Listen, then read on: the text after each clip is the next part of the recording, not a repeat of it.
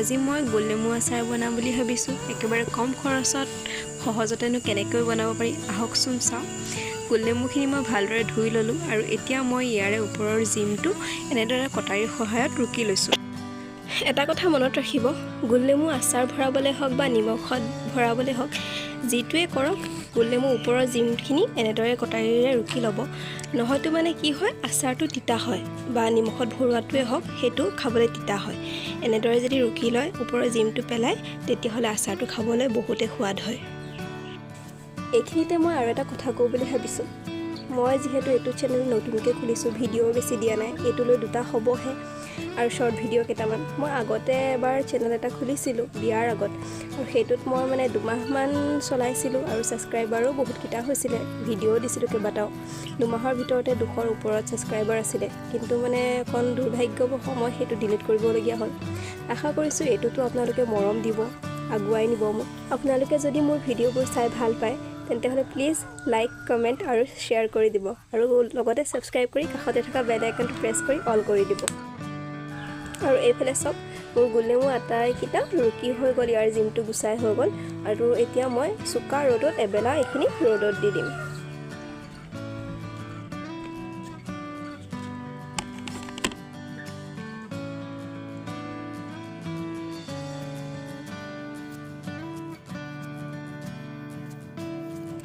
এয়া দেখিছে, গোটেই দিনটো ৰ'দ দিয়াৰ পিছত এতিয়া আবেলি কাটিব পৰা হ'ল। এতিয়া মোৰ হাজবেণ্ডে এইফালে কাটিয়ে আছিলে নেমুখিনি, মই ভিডিঅ'টো কৰোঁতেহে অকণ দেৰি হৈছে। এটা নেমুত আপুনি 8 পিচ বা 10 পিচ এনেকৈ কৰিব পাৰে। নেমুটো যদি ডাঙৰ হয় তেতিয়াহ'লে 10 পিচ কৰক, সৰু হ'লে 8 পিচ কৰক, এনেদৰে কৰিলেই হ'ব। ইয়াৰ কিন্তু গুটিবোৰ পেলাব নালাগে, গুটিবোৰ থাকিলে খাবলৈ ভালেই লাগে, সেইটো কাৰণে গুটিবোৰ নেপেলালেও হ'ব।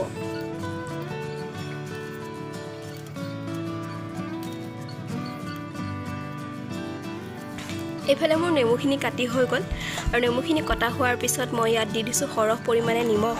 কাৰণ আচাৰ বুলি ক'লে এটাই মাইণ্ডত আহে, নিমখীয়া জ্বলা সেনেকুৱা ভাৱটো আহে, আৰু তেতিয়াহে লোভৰ পানী পৰে, নহয়নে বাৰু?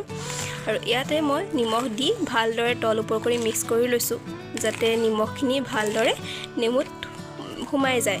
আৰু এইখিনি মই মিক্স কৰি 5 মিনিটমান মই এনেকৈ ঢাকন মাৰি থৈ দিম। আৰু ইফালে মই আচাৰৰ মছলাখিনি ৰেডি কৰি লৈছোঁ। আচাৰৰ মছলাত লাগিব আমাক শুকান জলকীয়া, ৰঙা শুকান জলকীয়া সৰহকৈ লৈ লৈছোঁ, যিহেতু জ্বলা হ'লেহে আচাৰকণ খাই ভাল লাগে। লগতে দিছোঁ আধা বাতি বগা সৰিয়হ, হাতৰ তলুৱাতে অকণমান আজৱাইন, যিটোক জনিগুটি বুলিও কয়। আৰু এইফালে দিছোঁ পাঁচফোৰণ, আধা বাতি পাঁচফোৰণ, আৰু কেইটামান জিৰা গুটি কেইটামান দিছোঁ। আৰু এইফালে লৈ লৈছোঁ হালধি মছলাখিনিত দি নিদিওঁ, আৰু এইখিনি মছলা মই পূৰা ভাজি মেলি আনিলোঁ আৰু এতিয়া গুড়িও কৰি ল'লোঁ। আৰু এইফালে আচাৰতে মই হালধিকণ দি দিছিলোঁ, আৰু এইফালে মছলা দি মিক্স কৰি ল'ম এইখিনি। আচাৰৰ মেইন ইনগ্ৰিডিয়েণ্টছে হৈছে মছলাটো অকণমান বেছি হ'লেহে খাবলৈ আচাৰটো ভাল লাগে। গতিকে আচাৰত মছলা দিওঁতে কেতিয়াও কঞ্জুচি নকৰিব, ভৰকৈ মছলা দিব। ময়ো দি দিছোঁ, আৰু এতিয়া মই এইখিনি ভালদৰে মিক্স কৰি লৈছোঁ। এফালে মই সৰিয়হৰ তেল গৰম কৰি থৈছোঁ। নেমু টেঙা আচাৰত যিহেতু তেল বেছি নালাগে, দেখিছে মই বেছি লোৱা নাই তেল, ইমানখিনিয়ে লৈছোঁ। গোলনেমু আচাৰত তেলৰ বেছি প্ৰয়োজন নাই, গতিকে ইমানখিনিয়ে যথেষ্ট। এইখিনি দি এতিয়া মই ভালদৰে মিক্স কৰি ল'ম।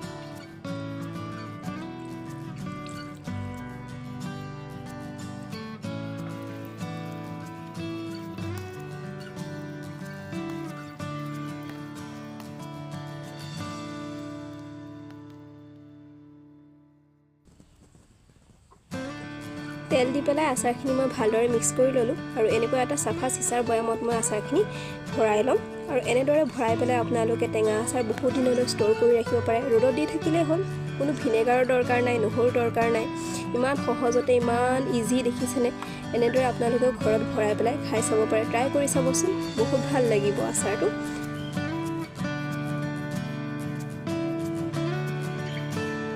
তেন্তে আজিলৈ আহিছোঁ, ভিডিঅ'টো চোৱাৰ বাবে ধন্যবাদ।